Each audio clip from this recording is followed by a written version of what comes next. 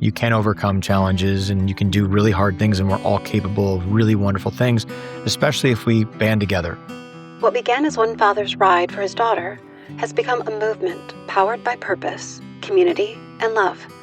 Inspired by Ava, his daughter, who lives with cerebral palsy and epilepsy, Brad Serot founded Yes We Can Cycling to raise awareness and funds for children and families navigating disabilities and complex health needs. Now, with a team of more than 20 riders taking on SBT GRVL and a bold goal of reaching $3 million raised over 6 years, Brad is proving that endurance is not just measured in miles, but in meaning.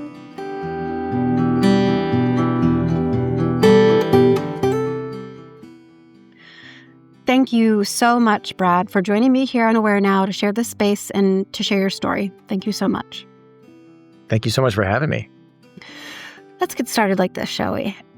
Yes We Can Cycling began with Ava, your daughter, and with a father wanting to do something meaningful for children and families navigating realities like cerebral palsy and epilepsy.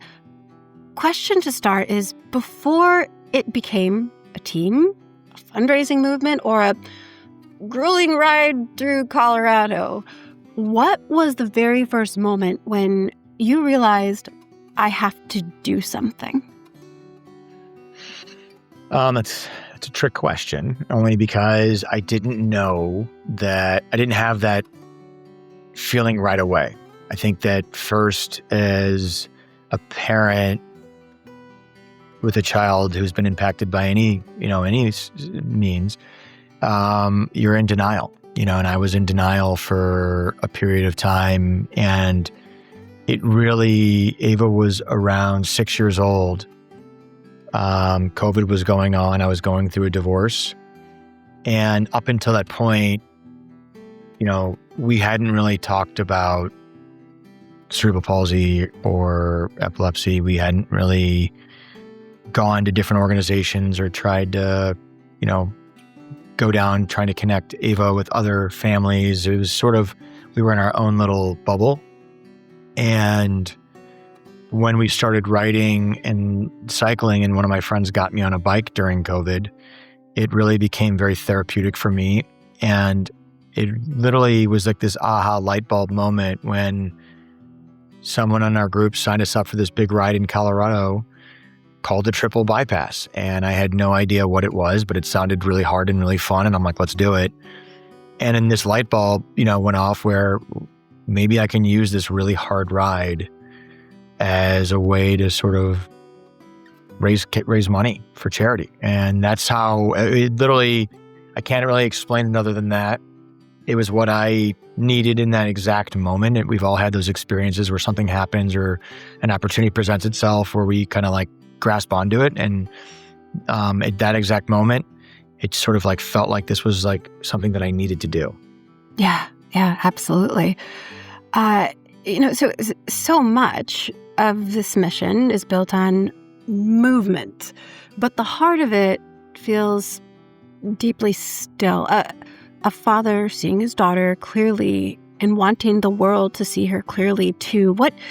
What has Ava taught you about strength that no finish line could ever teach you?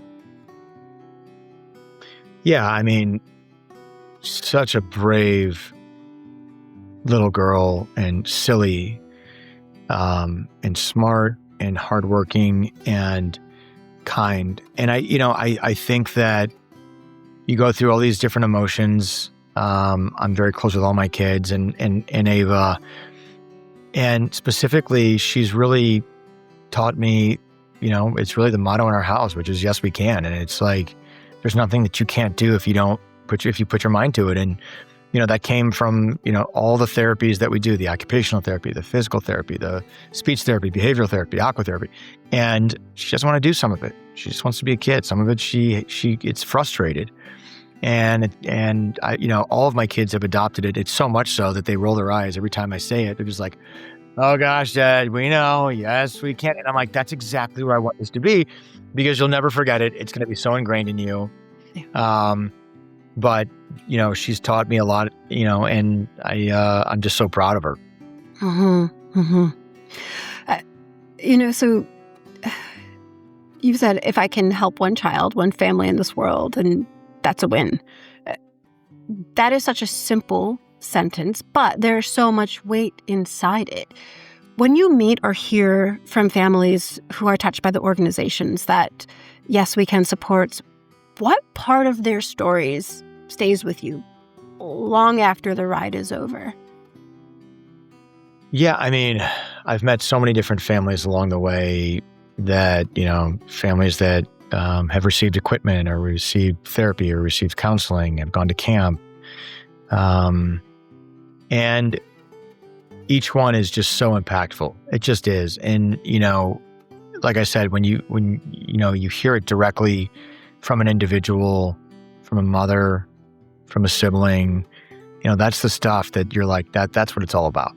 Up until this point, I've been heads down as a business professional in real estate, and that's all good and fine.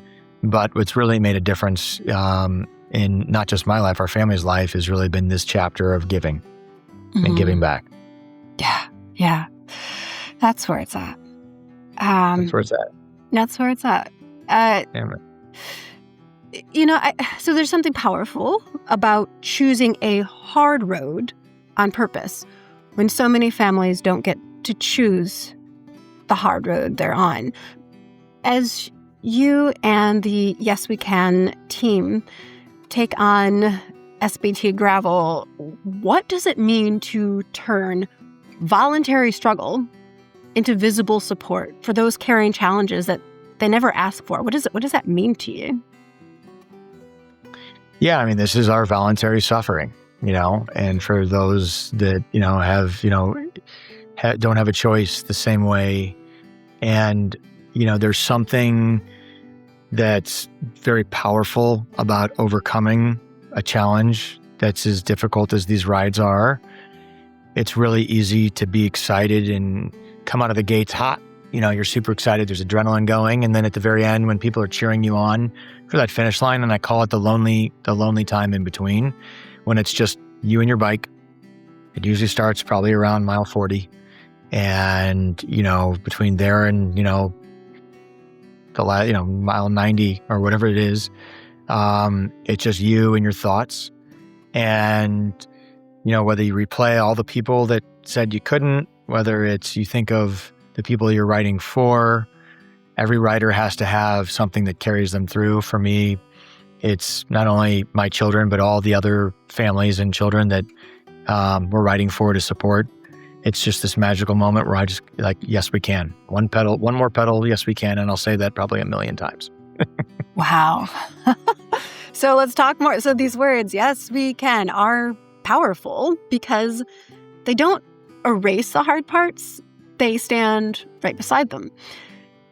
For every parent, caregiver, child, rider, donor, and stranger who needs to believe something difficult is possible, what do you hope this ride says to them?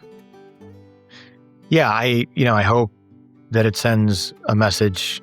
As parents, we're always trying to, do the best we can to be a good role model for our children, for friends, and maybe lift somebody up who's down.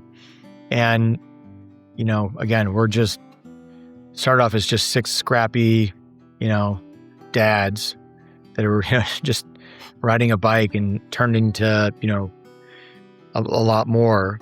But you hope that maybe you can inspire. You hope that maybe you can show that anything is possible, that you can overcome challenges and you can do really hard things, and we're all capable of really wonderful things, especially if we band together, and that's really where the magic is. Yes, it's that we statement. Yes, we can. I have to say, I'm working on a documentary right now from us. It's Because I Can.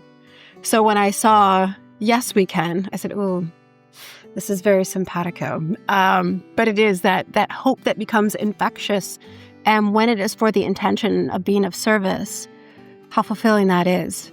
Yeah. And, like similar to what I have to assume, it becomes a mindset. If you can change your mindset, and I prior to this ride, and we all get into dark places, whether it's doubt for yourself or for others, and sometimes it's all consuming. I mean, it can be very negative and very all consuming of all the things you won't be able to do, or life isn't fair, and it's not. But if you just sort of shift your mindset a little bit and you start focusing on the things that you can do, and that Ava can do, and that others can do, and what is possible, and let's go do that. Let's go do that. I love that, Brad. Thank you. Thank you so much for sharing this slice of your story, and excited for you and your adventure that continues to go on, and the wins that you continue to get for so many, to support so many. Thank you. Yeah, no, it's funny how it just evolved. Like I said, there's just 6 scrappy, guys, and now we have 21 riders. We have our first female rider, so I'm super excited about that.